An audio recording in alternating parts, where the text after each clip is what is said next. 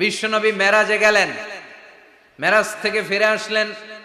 বিশ্বনবী বর্ণনা করলেন, আমি বাইতুল মাকদাস দেখেছি মাঝরাতে, লক্ষাধিক নবীকে নিয়ে নামাজের ইমামতি করেছি, 7 আকাশ দেখেছি, আল্লাহর আরশ দেখেছি, আল্লাহর সাথে কথা বলেছি, আবার ফজরের আগেই মক্কায় ফিরে এসেছি। সবাইকে খাইছে খাইছে, মুহাম্মদের মাথার তার ছিঁড়ে গেছে, নাউজুবিল্লাহ পড়ে। আবু জাহেল, উতবা, সাইবা সবাই মিলে একটা সুযোগ পেল, বললো এতদিন আমরা আবু বকররে বুঝাইতে পারি না, আজকে মুহাম্মদ যে গাঞ্জাখুরি কথা বলে এটা বললে আবু বকররে আমাদের দলে নিয়ে আসা যাবে। সবাই সাইয়েদনা আবু বকরের কাছে যায়, যে বলে আবু বকর জানো নাকি তোমার নবী নতুন কথা আমদানি করেছে? কি বলেছে আমার নবী? তোমার নবী বলে মাঝরাতে বাইতুল মাকদাস গিয়েছে। বাইতুল মাকদাসে তখন দ্রুতগামী ঘোড়া দিয়ে ছুটলেও যেতে লাগে 15 দিন। অ্যাবাউট টার্ন কাম ব্যাক, ফিরে আসতে আরো 15 দিন, মোট কয় দিন? 1 মাস, যেতে আসতে 1 মাস।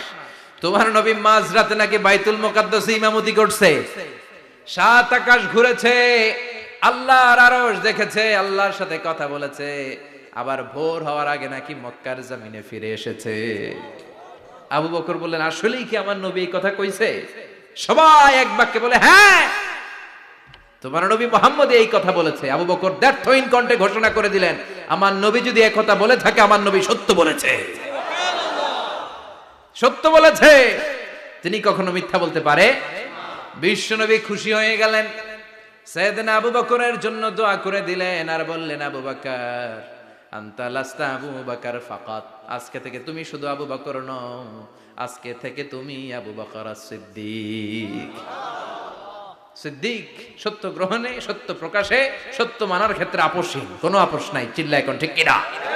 সে আল্লাহ বললেন, ওয়াযকুর ফিল কিতাবি ইব্রাহিম ইন্নাহু কানা সিদ্দিকান নাবিয়্যা।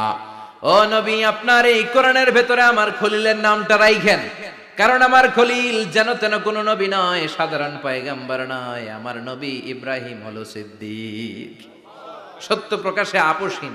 এজন্য আল্লাহ খুশি হয়ে ওনার একটা টাইটেল দিলেন, টাইটেলটা হলো খলিল। ওয়াত্তাখাযাল্লাহু ইব্রাহিমা, চিল্লায় বলেন, ওয়াত্তাখাযাল্লাহু ইব্রাহিমা, আমি ইব্রাহিমকে খলিল বানিয়েছি। খলিল মানে দোস্ত।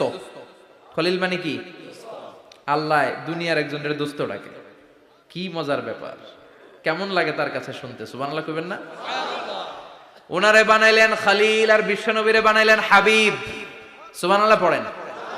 বাপ বেটা সব নিয়ে গেছে।